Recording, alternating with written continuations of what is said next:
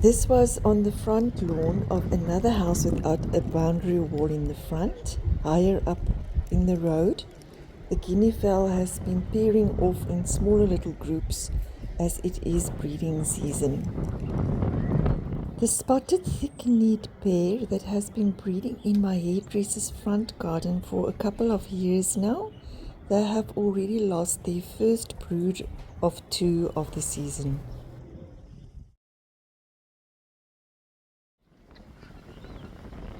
Today we are in a slightly different spot, not in the field across the road from my house where I usually film, but about 50 meters up alongside what I like to call the creek.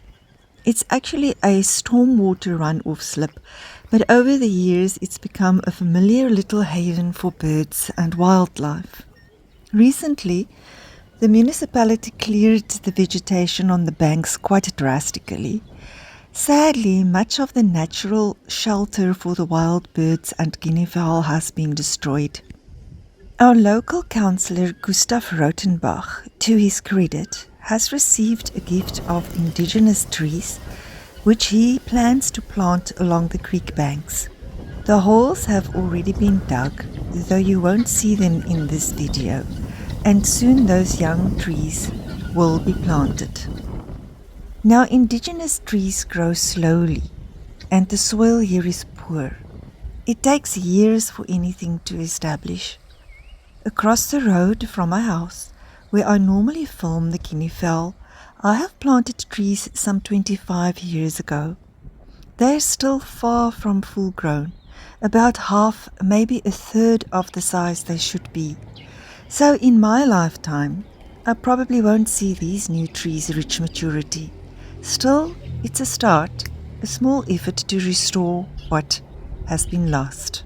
Today we're observing one section of our guinea fowl population, the group I fondly call the creek flock.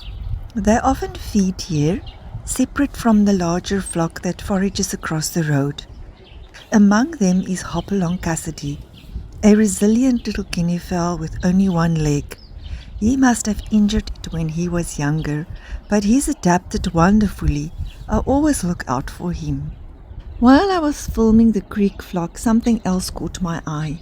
A magnificent bougainvillea cascading over a wall nearby.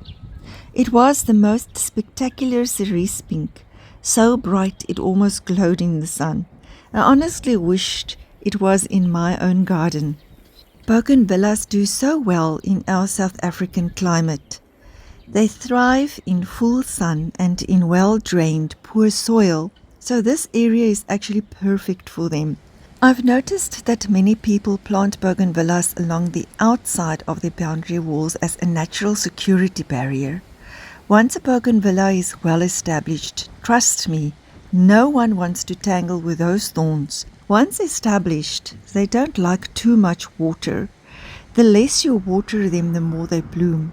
That's the secret. Encourage the flowers, not just the leaves. Of course, they come with their own kind of attitude. Those sharp thorns, they burn like fire if you catch yourself on one.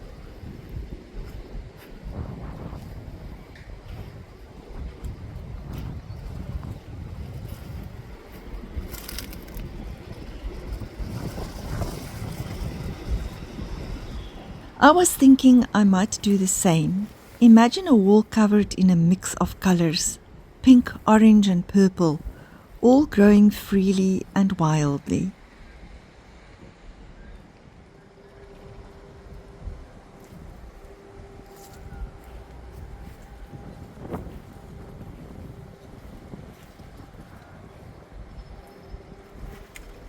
Bougainvilleas are happiest when they have space to stretch, to send out those long arching arms.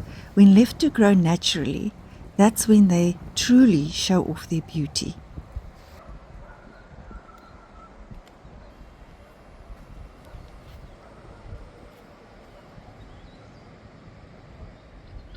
You'll see the flock moving in and out along the banks, pecking through the grass and venturing down to the trickle of water that runs through the creek.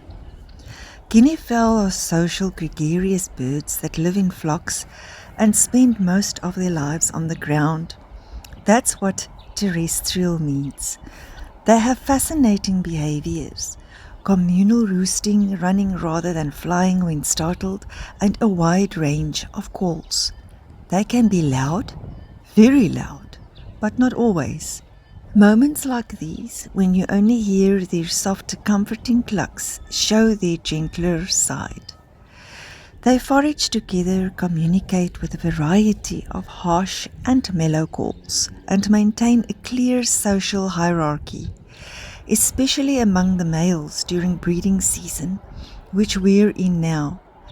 My regular viewers will know that they gather at night to roost in trees, and during the day they remain close together while foraging, always aware, always connected. Here beside the creek, life continues, quieter now, but resilient as nature always is.